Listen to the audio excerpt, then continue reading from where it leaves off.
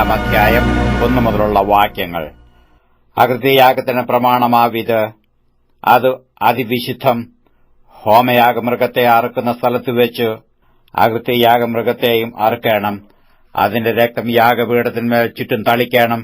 അതിന്റെ സകല മേധസ്സും, തടിച്ച വാലും, കുടൽ പൊതിഞ്ഞിരിക്കുന്ന മേധസ്സും, മൂത്രപിണ്ഡം രണ്ടും, അവയുടെ മേൽ കടിപ്രദേശത്തുള്ള മേധസ്സും, മൂത്രപിണ്ഡങ്ങളോടുകൂടെ കരളിന്മേലുള്ള വവയും എടുത്ത് പുരോഹിതൻ യാഗപീഠത്തിന്മേൽ യഹോവയ്ക്ക് ദഹനയാഗമായി ദഹിപ്പിക്കണം. അത് അകൃത്യയാഗം. പുരോഹിത കുലത്തിലെ ആണുങ്ങളൊക്കെയോ തിന്നണം. ഒരു വിശുദ്ധ സ്ഥലത്ത് വെച്ച് അത് തിന്നണം. അത് അതിവിശുദ്ധം. പാപയാഗം പോലെ തന്നെ അകൃത്യയാഗവും ആകുന്നു. അവയ്ക്ക് പ്രമാണവും ഒന്നുതന്നെ. പ്രായശ്ചിത്തം കഴിക്കുന്ന പുരോഹിതനു അത് ഇരിക്കണം. പുരോഹിതൻ ഒരുത്തന്റെ ഹോമയാഗം അർപ്പിക്കുമ്പോൾ അർപ്പിച്ച പുരോഹിതനു ഹോമയാഗമൃഗത്തിന്റെ തോൽ ഇരിക്കണം. അടുപ്പത്ത് വെച്ച് ചുടുന്ന ഭോജനയാഗമൊക്കെയും ഉരുളിയിലും ചട്ടിയിലും ഉണ്ടാക്കുന്നതൊക്കെയും അർപ്പിക്കുന്ന പുരോഹിതനു ഇരിക്കണം. എണ്ണ ചേർത്തതോ ചേർക്കാത്തതോ ആയ സകല ഭോജനയാഗവും അഹരോന്റെ സകല പുത്രന്മാർക്കും ഒരുപോലെ ഇരിക്കണം. യഹോവയ്ക്കു അർപ്പിക്കുന്ന സമാധാനയാഗത്തിന്റെ പ്രമാണമാവിത്. അതിനെ സ്തോത്രമായി അർപ്പിക്കുന്നുവെങ്കിൽ അവൻ സ്തോത്രയാഗത്തോടുകൂടെ എണ്ണ ചേർത്ത പുളിപ്പില്ലാത്ത ദോശകളും എണ്ണ പുരട്ടിയ പുളിപ്പില്ലാത്ത വടകളും എണ്ണ ചേർത്ത് കുതിർത്ത നേരിയ മാവുകൊണ്ടുണ്ടാക്കിയ ദോശകളും അർപ്പിക്കണം. സ്തോത്രമായുള്ള സമാധാനയാഗത്തോടുകൂടെ പുളിച്ച മാവുകൊണ്ടുള്ള ദോശകളും ഭോജനയാഗമായി അർപ്പിക്കണം. ആ എല്ലാ വഴിപാടിലും അതത് വകയിൽ നിന്ന് ഓരോന്നു യഹോവയ്ക്ക് നീരാജനാർപ്പണമായിട്ട് അർപ്പിക്കണം. അത് സമാധാനയാഗത്തിന്റെ രക്തം തളിക്കുന്ന പുരോഹിതനു ഇരിക്കണം. എന്നാൽ സ്തോത്രമായുള്ള സമാധാനയാഗത്തിന്റെ മാംസം അർപ്പിക്കുന്ന ദിവസത്തിൽ തന്നെ തിന്നണം. അതിൽ ഒട്ടും പ്രഭാതം വരെ ശേഷിപ്പിക്കരുത്.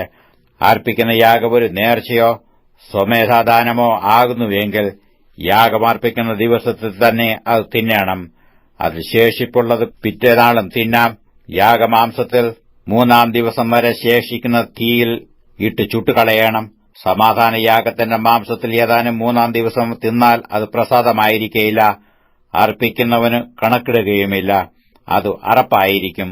അത് തിന്നുന്നവൻ കുറ്റം വഹിക്കണം. ശുദ്ധിയില്ലാത്ത വലതിനെയും തൊട്ടുപോയ മാംസം തിന്നരുത്. അത് തീയിലിട്ട് ചുട്ടുകളയണം. ശേഷം മാംസമോ ശുദ്ധിയുള്ളവനെല്ലാം തിന്നാം. എന്നാൽ അശുദ്ധി തന്റെ മേൽ ഇരിക്കുമ്പോൾ ആരെങ്കിലും യഹോവയ്ക്കുള്ള സമാധാനയാഗങ്ങളുടെ മാംസം തിന്നാൽ അവനെ അവന്റെ ജനത്തിൽ നിന്ന് ഛേദിച്ചു കളയണം.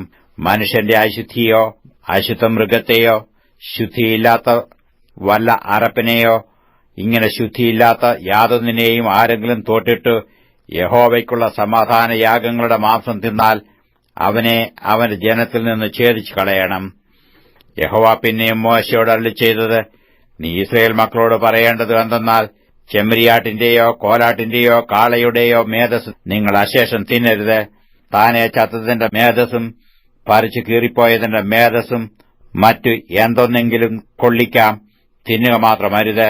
യഹോവയ്ക്ക് ദഹനയാഗമായി അർപ്പിച്ച മൃഗത്തിന്റെ മേധസ് ആരെങ്കിലും തിന്നാൽ അവനെ അവന്റെ ജനത്തിൽ നിന്ന് ഛേദിച്ചു കളയണം.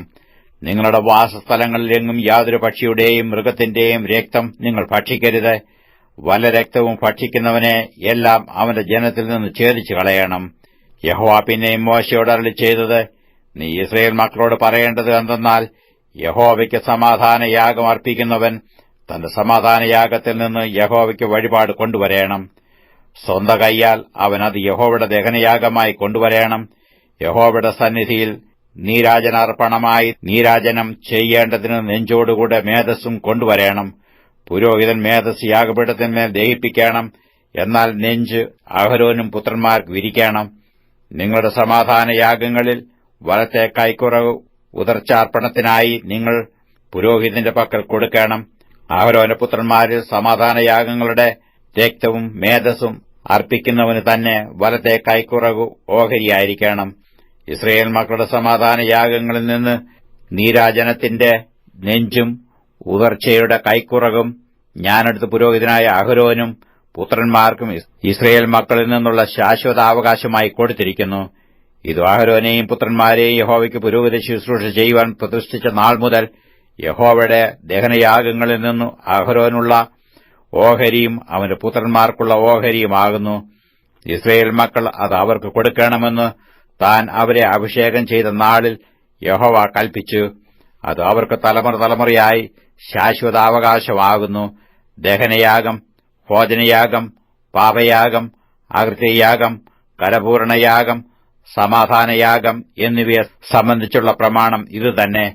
യഹോവയ്ക്ക് തങ്ങളുടെ വഴിപാടുകൾ കഴിപ്പാൻ അവൻ ഇസ്രായേൽ മക്കളോട് സീനാമരുഭൂമിയിൽ വെച്ച് അരുളിച്ചെയ്ത നാളിൽ യഹോവ മോശെയോട് സീനായിം പർവ്വതത്തിൽ വെച്ച് ഇവ കൽപ്പിച്ചു.